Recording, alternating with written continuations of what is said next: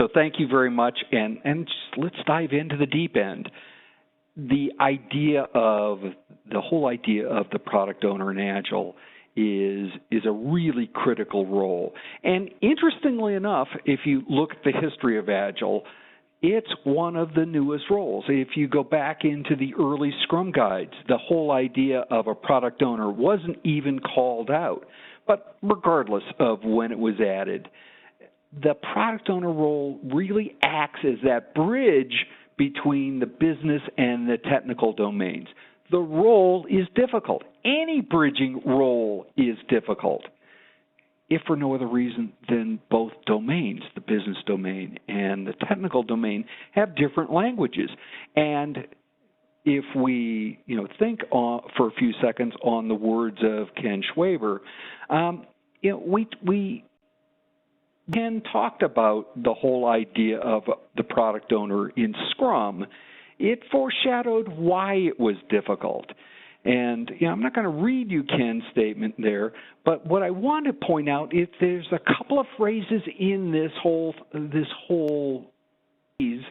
paragraph that I called out that can, if done badly, create a monumental mess. So the first one is the one and only person responsible for managing the backlog. And the word managing we can unpack and we can say, well, someone's going to maintain it, but managing in this case really is all about prioritizing and deciding when things have to be done. So the one and only, again, hard statement. And then the other phrase I want to call out of here is that ensures value. The product owner is ultimately responsible for the value that any piece of work delivers.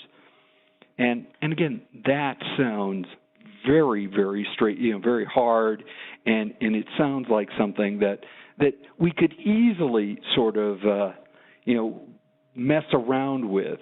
So I'd suggest that the product owner role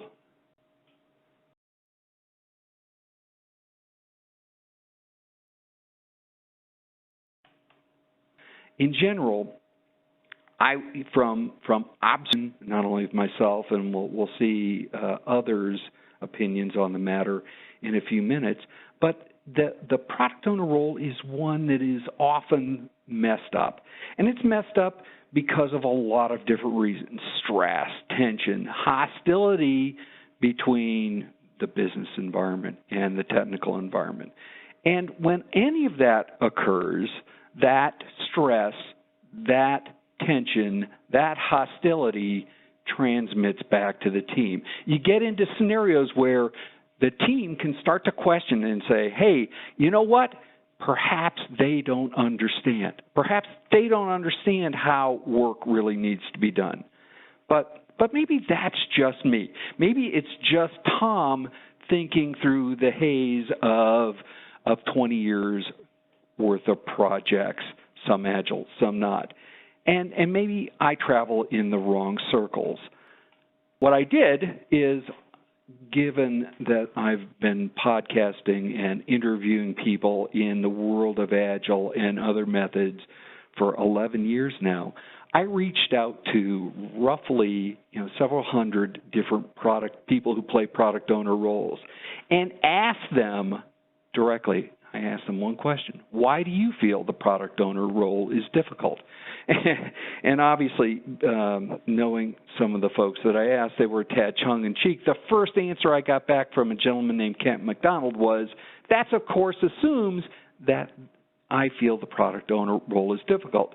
Now, I'll be honest with you, if he had just stopped there, I would have said, okay, there are people out there that find this role easy. But he didn't, right? And we'll see some of his other comments as we walk through here.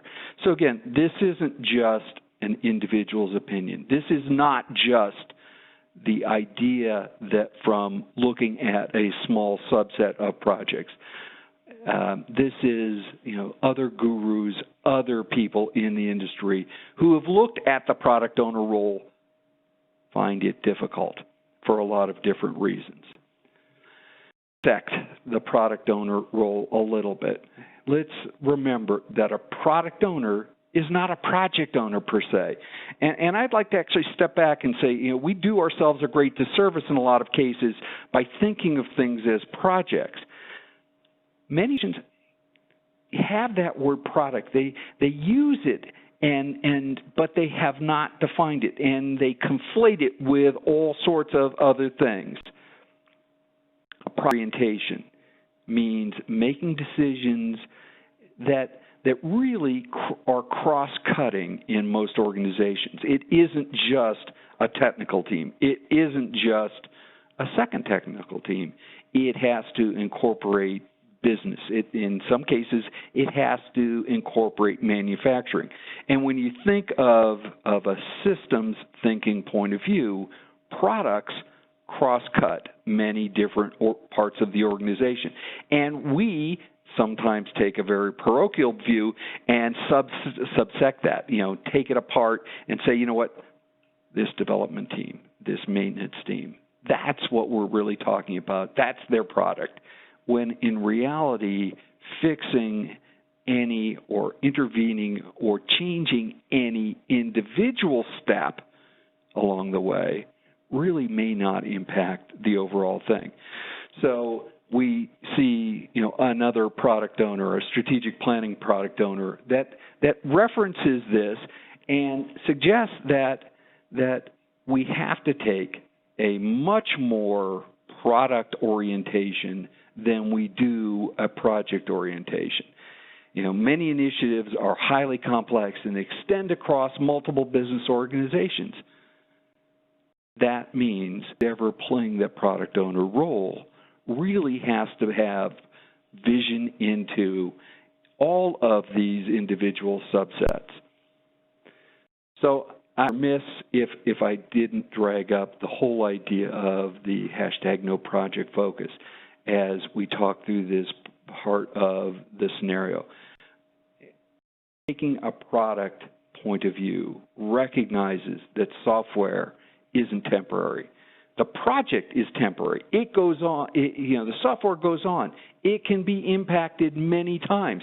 It follows a life cycle that transcends starting with a few requirements and doing an implementation. It requires, a significant change in orientation if we start to think about what we're working with as products and then trace them back into the business. Successful software doesn't stop changing.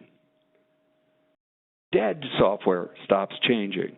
I have been part and parcel of many product companies, including one that my wife owned and managed for several years that did apps. And this is sort of a microcosm. Hi there. I hope you enjoyed that last clip. My name is Michael Malutis, and if you'd like to watch the full 60 minutes of that last webcast, while also gaining complete unlimited access to our entire library of IT learning, simply visit our subscribe page at greatpro.org/subscribe. Unlimited annual access is $199 per year, but if you use the coupon code LEARN2EARN, you can drop that membership fee to just $149. That's less than $13 per month for unlimited access to over 1,000 hours of on-demand career development, covering the entire spectrum of IT management best practices, including business analysis and requirements, software development, quality and testing, risk management, process improvement, project management, and even digital transformation.